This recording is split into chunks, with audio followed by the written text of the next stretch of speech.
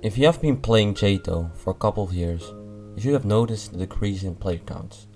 Back in 2020, there were most of the time at least 1000 players online, and these days all I see is around 400 players online. This caused me and some other players to question this. Why is jtoh dying? Could it be the content that's being made of the game? Could it be that it's getting repetitive? Or could it be something entirely different? I did some research and I think I might have the answer to this problem. I decided to split this video in 4 different chapters, starting with chapter 1. Now, before you skip this part of the video, since you already know what jtoh is, there is still a lot of information in this chapter for why jtoh isn't as big as other games.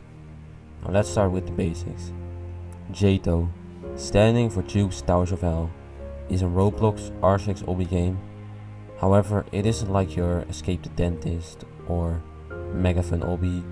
It's much more complex than that. There are different areas filled with towers full of challenges, and there are no checkpoints, meaning if you fall, you're gonna have to do everything over again. This game isn't here to go easy. It has the absolute best of your abilities and has already eliminated tons of people from playing this game.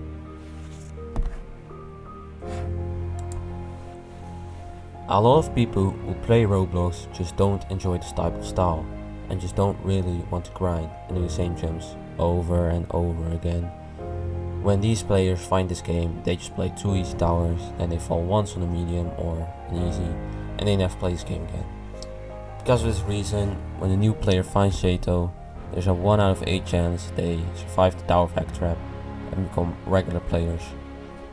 Now this makes jtoh already very hard to grow as a game, and the first ring of the game, not having the best towers, there's a good chance new players will just think this game is not that good and they will just leave.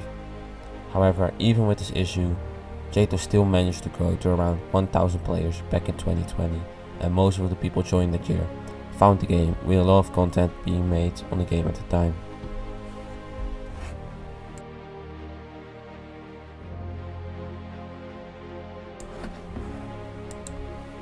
I'll give you a quick challenge. Name 5 jtoh YouTubers that have over 5k subs and still upload jtoh content to this day. I'll give you 10 seconds.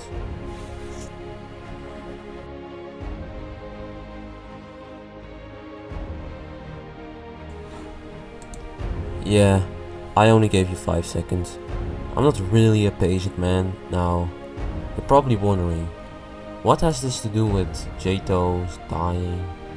Well, a jtoh YouTuber called I'm Bad at Naming Things made a post about 7 months ago asking how people found jtoh, and 53% said that was through YouTube videos. Now I know that only about 600 people answered the question, and most jtoh players probably never answered it and didn't even see it. However, I think if this will be asked to every jtoh player, the results will be very similar.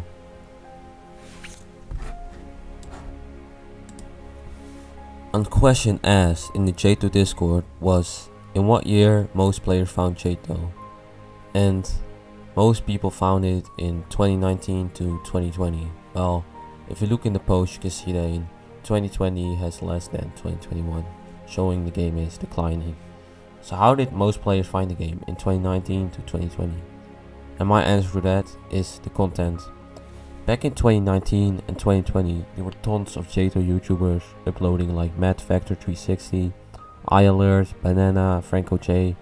YouTubers like Koneko Kitten also played the game, and this gave the game a huge boost. And it was mainly these big YouTubers that got people to play jtoh. If you look at jtoh content right now, it is pretty questionable, and a lot of the YouTubers I talked about before don't upload jtoh content anymore. Big jtoh YouTubers like LoganISL, 60MMM and CVEX don't upload as much as they used to back in 2021. Now these YouTubers were very important for keeping the game alive, since it kept old players watching jtoh content and getting motivation to play jtoh, while it was also being seen by newer players, making them more interested in this game. While there are still tons of good jtoh YouTubers out there, content just hasn't been as good as it was back in 2020. and a lot of these YouTubers have been experiencing less views because of this. There are no big YouTubers playing jtoh who can introduce tons of new players to the game, and content being so important for jtoh, this can be a pretty bad issue. jtoh content has just been very dry, and this is making new players not interested in the game, while old players are leaving more and more.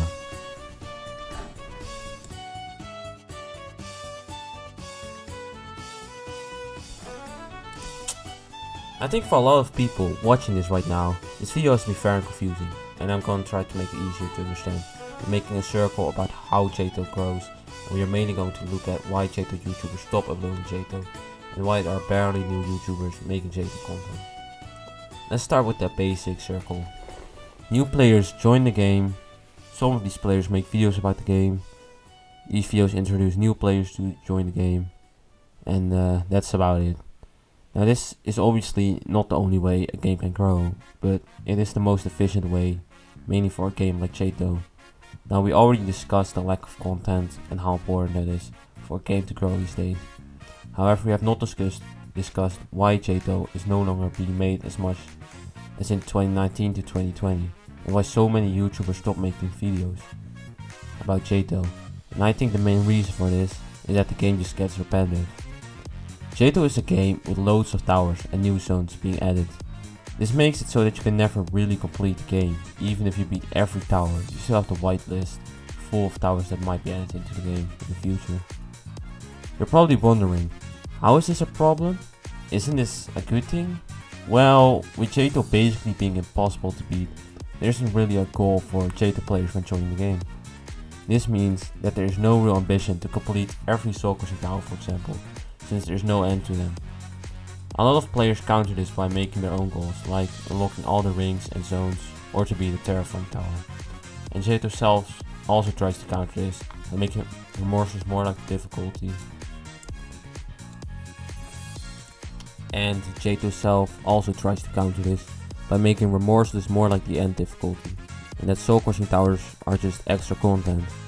Even with these counters, a lot of players just don't have the ambition of climbing higher and higher in the difficulty, since there is no real reward for doing it. And the towers at those difficulties also don't look too enjoyable. And with a lot of players joining jtoh in 2019 to 2020, the game after playing for 2 years can just become very repetitive. And that's why a lot of players are leaving, having no ambition to continue their journey.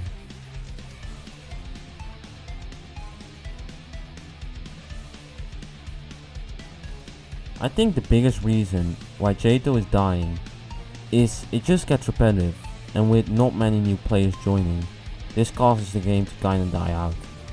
Every game will die one day, either by developers stop working on the game, or the game simply has been forgotten. But why should the average jtoh player care so much about new players not joining and old players leaving?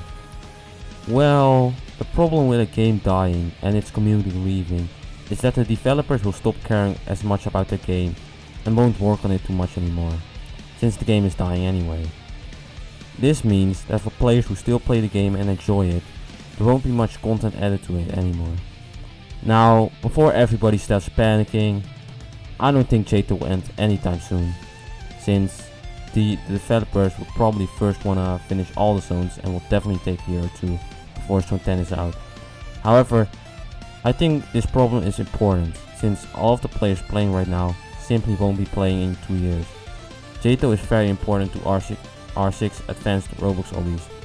jtoh dying can be the end of this genre of games. However, are there solutions to our problems? Can we maybe get jtoh up again? Can we help jtoh survive its decline?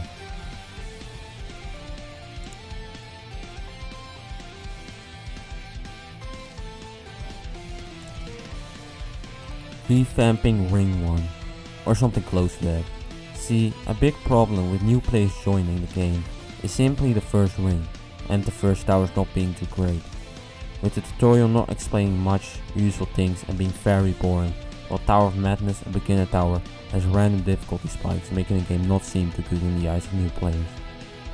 If jtoh revamped Ring 1 to be much better, Beginner Towers, this might make new players more interested in staying, since they won't see much of the great towers we are getting in new zones and subrooms. while YouTubers who try the game will also like it and make videos about it, showing it to more people, giving jtoh a chance to grow again. Now, the main problem with this solution is the current jtoh community not liking it, and a lot of old players have nostalgia from Ring 1 and don't want to see it revamped. A revamp could turn very bad, with lots of old players leaving.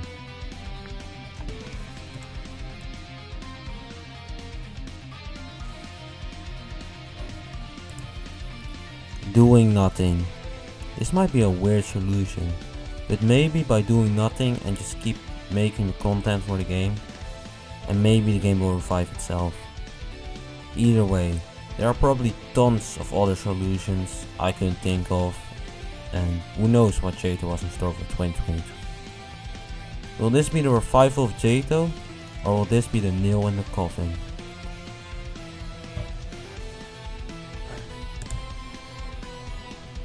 And this is the end of this video. My name is jtoh, and I hope y'all enjoyed it. This is my first video, so it might not be the best quality. I tried my best to make this video, so leave feedback, maybe make some solutions in the comments to fix this problem or something. Just leave what you thought about the video, and I hope I'll see y'all later.